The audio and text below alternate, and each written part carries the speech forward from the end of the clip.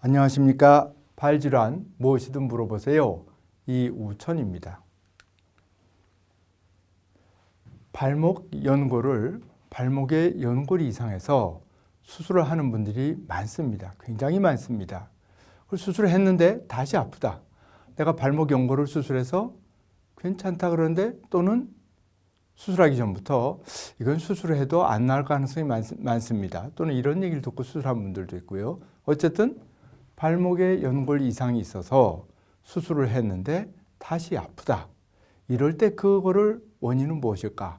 이런 걸 좀 말씀을 드리려고 합니다.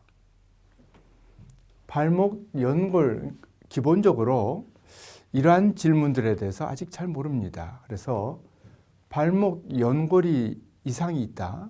조각이 났다. 없어졌다.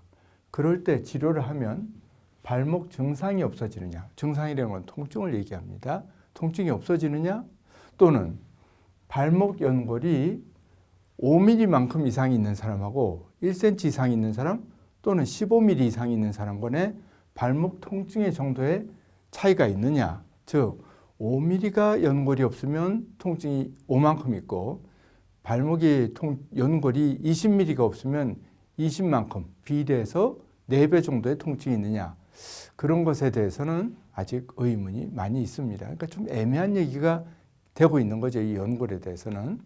그래서 발목이 우선 기본적으로 말씀을 드리고 싶은 거는 발목 연골을 수술하기 전에, 수술하고 이제 아픈 분들에 대해서 말씀을 드리는 거니까요.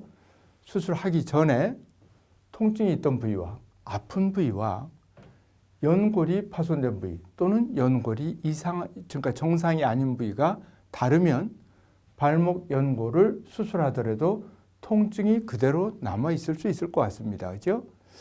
어떻게 보면 너무 당연한 얘기 같아요. 통증이 있는 부위와 연골에 이상이 있는 부위가 다른데 연골을 수술했더라도 통증이 있을 수 있지 않을까? 그런 말씀을 드리는 것이죠. 그래서 예를 들어서, 근데 실상 이런 경우가 많이 있습니다. 통증은 바깥쪽 복숭아뼈, 그러니까 우리가 보통 복숭아뼈라고 하는 바깥쪽 복숭아뼈 쪽에 통증이 있고, 연골 이상은 안쪽에 있습니다. 연골 이상은 어떻게 하느냐?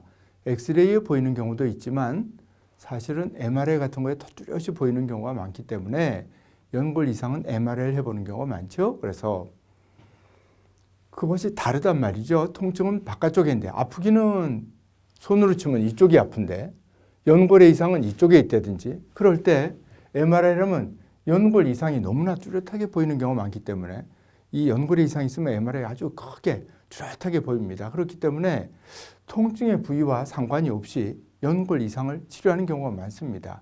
환자도 그렇고 의사도 그럴 수 있겠죠. 근데 그것이 과연 이게 말이 될까? 또는 이러면 나을까? 이제 이렇게 한번 생각을 해보면 조금 더 이해가 쉽지 않을까 하고 생각을 합니다. 이 경우는 이제 그 경우 중에 이제 이것이 연골을 치료했는데 낫지 않는 경우 중에 하나에 이런 게 있습니다. 이게 발목이고 이게 안쪽 복숭아뼈고 여기는 바깥쪽인데요. 여기에 보면 뼈에 구멍이 나 있습니다.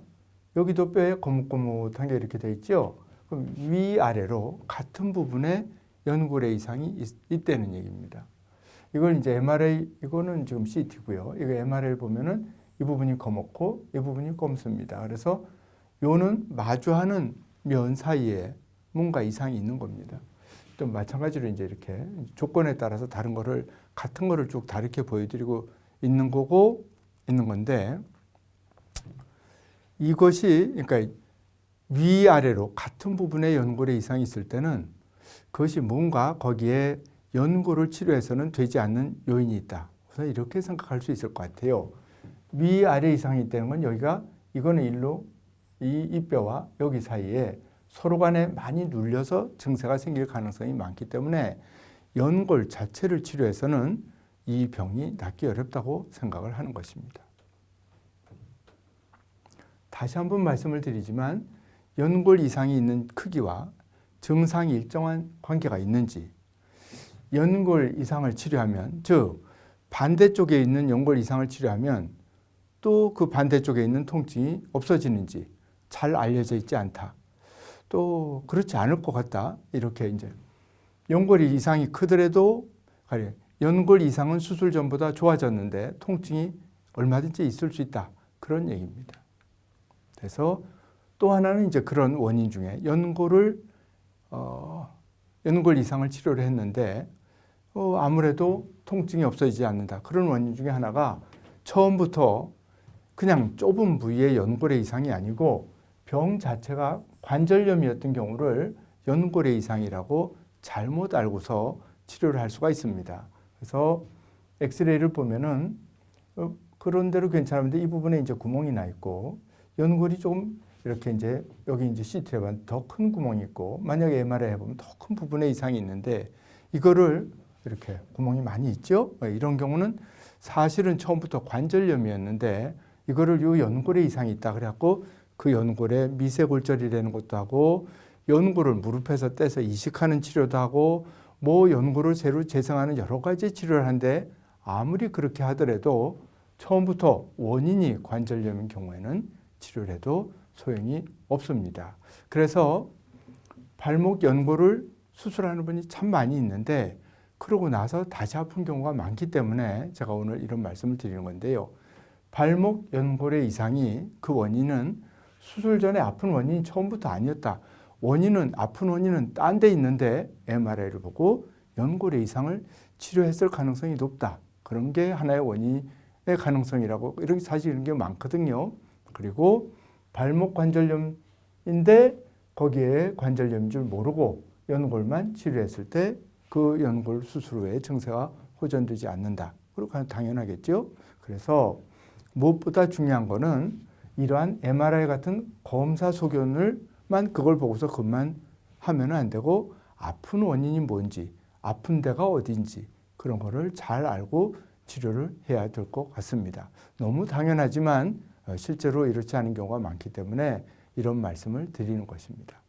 대단히 감사합니다.